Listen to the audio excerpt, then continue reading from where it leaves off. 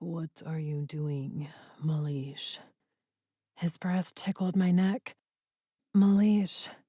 He called me Malish again, and I almost melted. Maybe I paused to lick my lips. Testing out a new move, I think. I don't know. I had no idea what the hell I was doing. The only thing I knew was I was in way over my head, and there was no going back. Nothing was going to stop me from moving forward. I wanted his mouth on mine. I wanted to taste his lips and feel his tongue tangled with mine.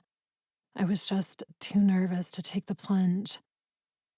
You should be practicing control, he whispered, angling only a breath away from my lips. His Russian accent was stronger than usual, and I liked it a lot. His erection grew harder, and I loved it, loved that I caused it. The tension was stifling, and my chest burned from the rapid beats of my heart. I wished he'd just kiss me already. But you are not practicing at all. I asked for your guidance. Show me control, and I'll practice it. You should step away. I should? Or I need to? Both. And if I don't? You told me to use you, remember? So here I am, asking. He paused, his lips curling in satisfaction.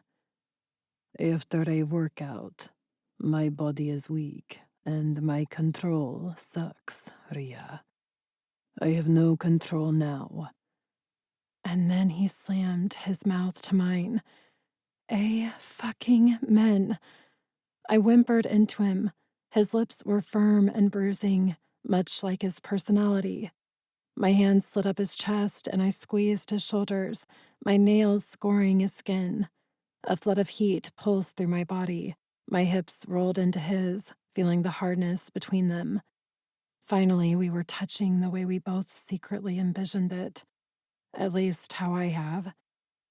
The grip on my arm moved to my waist, pulling me flush against him. His fingers threaded my hair, holding my loose ponytail in his hand.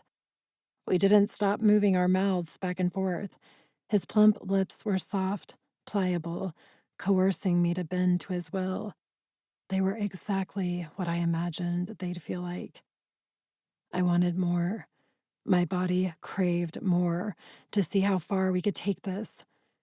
With a flick of my chin, I reached up and grabbed the back of his head and pressed him further into me. His hair was damp with sweat from working on the rings. He groaned, biting my bottom lip, and pressed his hardness into my stomach. It was sexy as hell to hear him moan, and I was desperate for the sweet sound again. Sweet Jesus. Yes. Screw the embarrassment over the sounds I was holding in.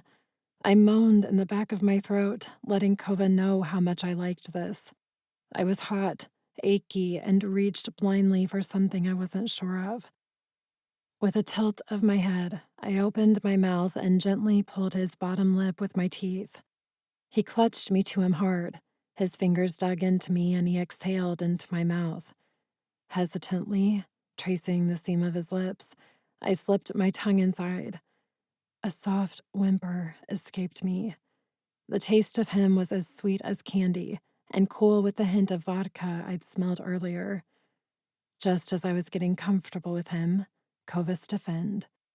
Shockingly, he pushed me away and covered his mouth, uttering a string of Russian curse words hidden behind the back of his hand. The hurt in my eyes could not be contained from the sudden ache he just caused in my heart. Glancing down, I eyed the mat. Shit, he muttered, followed by something in Russian again. Adrianna, I am sorry. I was confused. It's okay. No, it is not okay. I should not have let this happen. Let anything happen, for that matter. Like the other day after you straddled the beam. It was wrong of me.